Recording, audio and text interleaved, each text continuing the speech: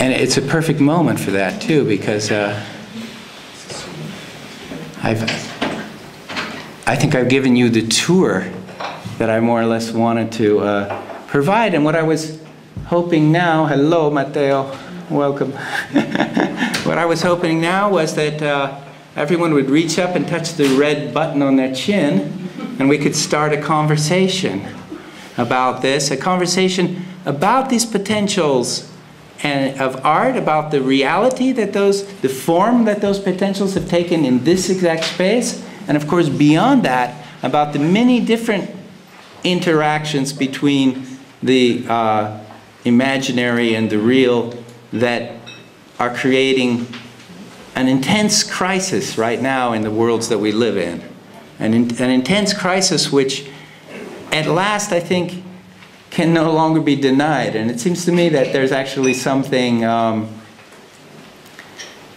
much more vital about a world where you do not repress into the social unconscious the real factors that are governing your existence, but rather begin to become aware of them and to debate them intensely, intelligently, and with feeling. So let's now have a debate. I can probably put down the mic and we can talk.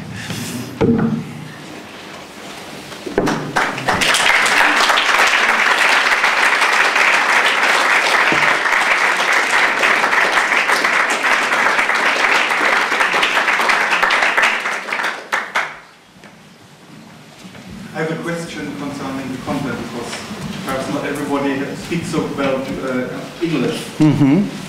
You spoke in the first part about oligarchy and technocracy. Could you explain a little more? Yes. And you spoke about liberalism. Aren't there two concepts of liberalism?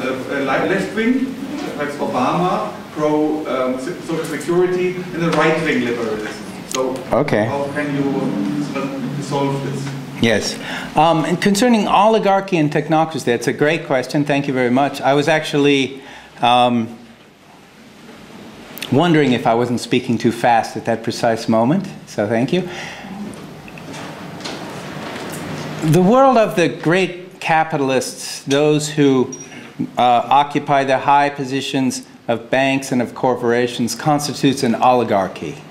It is a very small world. There are very few either major owners or those who are invested with the responsibility of managing the institutions where capital concentrates. So this can properly be called an oligarchy. The rule, which means rule by a few, right? And these few, of course, are no longer generated purely by family ties, although there's still a lot of that, but they are isolated or distinguished from all other groups of people by the immense power that they do indeed concentrate. And this is still a reality, very much a living reality. And you can still, even today, if you were to actually draw up the list of, say, the 1,000 most powerful people, by the time you drew it up, you would know a lot more about the world that we live in and how it operates as it does. So that's what I mean by oligarchy. Now, beyond the oligarchy, there's a level of technocracy, a much broader level of those who manipulate the complex machinery of governance in our time. And this would include, you know, what we call traders are not really members of the oligarchy. They are merely making hundreds of thousands and in a good year, millions a year. They do not control billions of dollars themselves.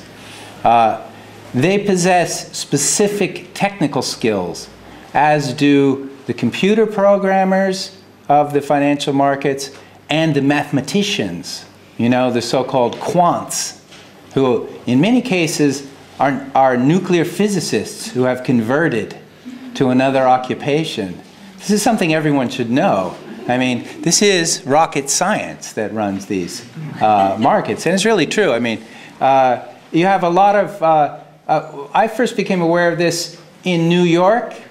There's a group there called the 16 Beaver Group. They managed to pay the rent every month on an old sort of crumbling, 2 floors of an old crumbling building, practically the only one in that place called Wall Street.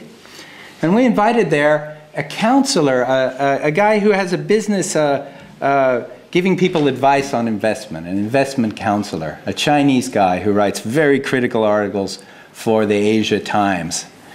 And he told us, he said, well, if you really want to understand the financial markets, you've got to realize that after Tiananmen, all kinds of Chinese mathematicians and nuclear physicists obviously left China, and they got jobs cleaning the bathrooms in the universities in America. They couldn't get jobs as professors. So he says, and he's only describing a small part of the people who work on Wall Street, so he says they went to Wall Street and they started to make models for the banks.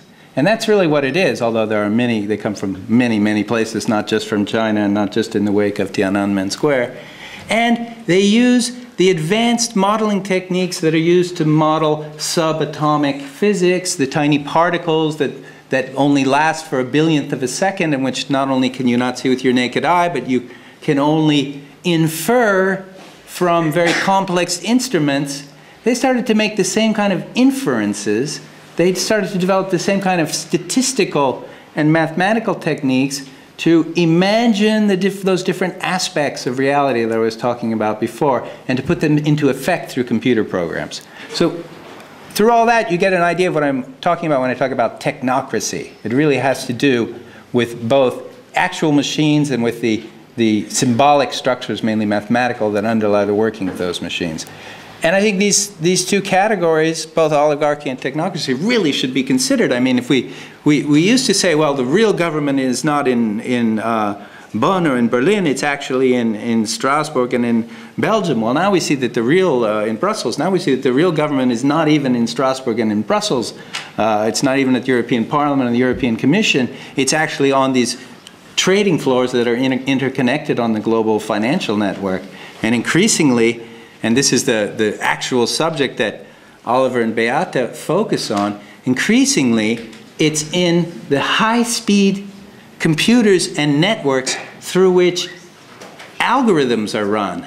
Algorithms which have been invented by these quants, these quantitative finance experts, but which are really not administered directly by anyone. They're just watched over by particularly nervous traders and teams of programmers and advisors and so on. And there the technocracy almost starts operating by itself. I mean, it almost becomes a sort of category divorced from the human world. Never quite, or never quite yet. But the technocracy in our time is really the force which creates these black boxes, you know? And I really think that the access to the oligarchy has to move through a greater understanding of the technocracy. Wow, if I give such a long answer to every question, then what will happen? Liberalism? Liberalism? Liberalism, oh shit, it's not even over. I use liberalism in the philosophical sense, as a doctrine of free trade as a necessary part of democracy. The freedom to trade, the freedom of ownership and of trade as a necessary part of democracy. And that freedom is meant to be individual freedom. So when I'm talking about liberalism, I'm not talking about the difference between Mr. Obama and Mr. Bush.